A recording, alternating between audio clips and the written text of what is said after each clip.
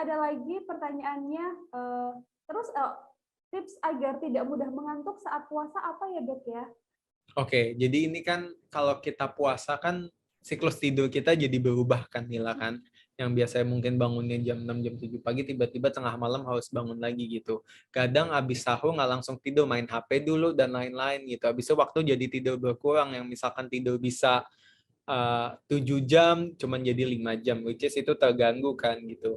Namanya tubuh kita kan pasti beradaptasi dengan siklus tidur yang udah sehari-hari seperti itu, tiba-tiba berubah, jadi siangnya jadi mengantuk gitu. Rasanya jadi gak enak gitulah, jadi bawaannya pengen tidur aja. Gak ada salahnya misalkan tidur siang, jadi tidur siang untuk membantu biar kita segar kurang lebih setengah jam gitu. Misalkan dirasa malamnya kurang cukup tidur, tapi kita harus bisa lebih pintar lagi. Misalkan biasa tidurnya jam 12 malam, ya mundurin dikit lah jam 10 malam, karena kita tahu sahurnya harus bangun gitu, lebih pagi lagi gitu. Jadi kan sebenarnya kita butuh tidur kurang lebih 6-8 jam gitu. Kita bisa atur lah gitu. Kira-kira kalau misalkan abis sahur nggak pengen tidur lagi, kita harus tidur dari jam berapa gitu. Kalau misalkan sahur masih sempat tidur 1 jam juga boleh, tapi kalau tidurnya jam 12 malam juga tetap nggak cukup, makanya harus atur-atur lagi waktu tidurnya gitu. Dan pasti awal-awal puasa akan kaget lah tubuh kita, yang namanya juga nggak terbiasa ya, nilai dan tribuners ya gitu. Nah itu sih salah satu tipsnya, kita atur pola tidur kita. Tidur siang nggak ada masalah, tapi jangan berlebihan juga gitu. Jangan jadiin alasan karena sahur jadi kerjanya tidur mulu, ya nggak gitu juga konsepnya gitu. Ada dampaknya tidak sih dokter Aiman, kayak misalnya untuk kesehatan gitu ketika kita banyak tidur selama bulan puasa?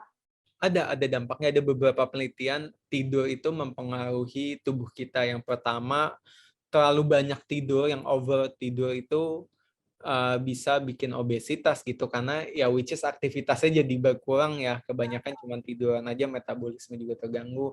Terus ada efek juga ke daya tahan tubuh kita gitu.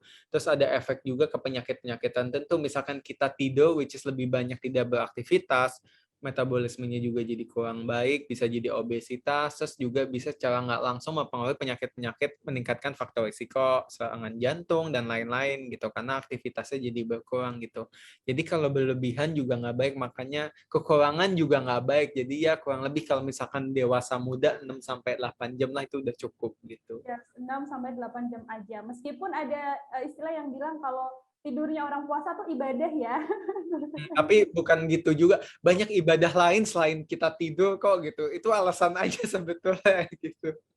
Betul. Nah, ini kenapa ya dok kalau puasa tuh di jam 9 atau jam 10 pasti lebih kerasa lapar banget ketimbang sore di jam-jam 3 ke bawah menuju buka puasa? Oke, jadi gini, pas kita sahur kan habis itu makanan dicerna dan lain-lain kurang lebih 4 jam. Kalau dihitung-hitung ya jam 8, 9, 10 lah gitu. Lambung udah kosong karena makanan pas tadi kita sahur udah kosong gitu. Nah, pas lambung kita kosong tuh respon tubuh secara alamiah kan minta ke otak kayak, ini butuh makan nih, ayo masukin makan. Nah, bawaannya jadi lapar gitu. Tapi karena nggak dimasukin makan tadi, tubuh kita berespon lagi dengan membakar cadangan-cadangan lemak di dalam tubuh kita gitu, supaya energinya tercukupi gitu. Nah, makanya setelah 4 jam puasa, lambung kita udah kosong, makanan nggak ada dicerna, respon tubuh untuk suruh kita makan. Tapi lama-kelamaan tubuh harus mengkompensasi juga dengan hal itu dengan membakar lemak.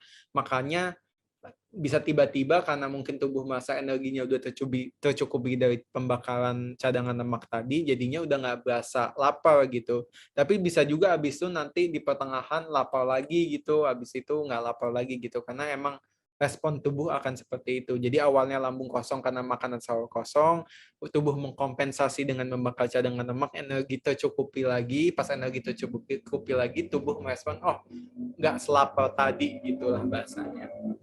Oke, terjawab ya Tribuners ya, kenapa di jam-jam 9, jam 10 gitu, apa jam-jam siang gitu, lapar, nggak lapar, lapar, nggak lapar, itu karena memang metabolisme tubuh. Kita sedang bekerja tuh organ yang ada di dalamnya. Terakhir Dokter Aiman, kalau dari Dokter Aiman sendiri tips atau kiat untuk lancar menjalani puasa, di antaranya apa-apa aja? Yang pertama adalah sadar akan diri kita gitu, karena kita berbeda-beda. Yang pertama mungkin ada yang punya penyakit tertentu gitu, ada yang punya kondisi tertentu, jadi harus sadar karena ada beberapa kondisi yang pasti akan puasa akan lebih berat gitu.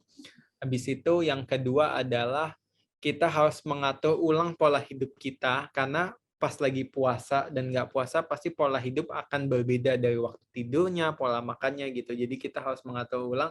Pasti awal-awal puasa akan beradaptasi dan itu wajar gitu. Tapi kita harus cepat beradaptasi itu. Jadi ya contohnya dari pola tidur, kita bisa ubah pola tidur gimana tetap tercukupi, bisa diatur tidurnya dari pola makan tadi.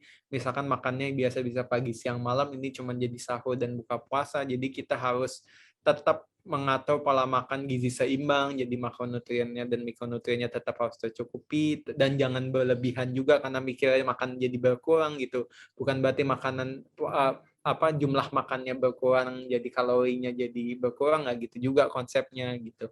Terus yang ketiga, bukan berarti puasa kita nggak olahraga, kita harus olahraga juga, cuman waktunya dan intensitasnya mungkin agak berbeda dari yang pas bukan bulan puasa tadi gitu sih kurang lebih. Ya, tetap Sama yang dijalani. terakhir sih ditambah lagi banyak sunnah-sunnah yang bisa kita lakukan ya gitu. Mungkin tidur sunnah, tapi ada sunnah lain yang bisa kita lakukan yang mungkin lebih bermanfaat lagi. Banyak hal bermanfaat yang bisa kita lakukan di bulan puasa gitu. Yes, betul sekali, banyak hal bermanfaat yang bisa dilakukan di bulan puasa.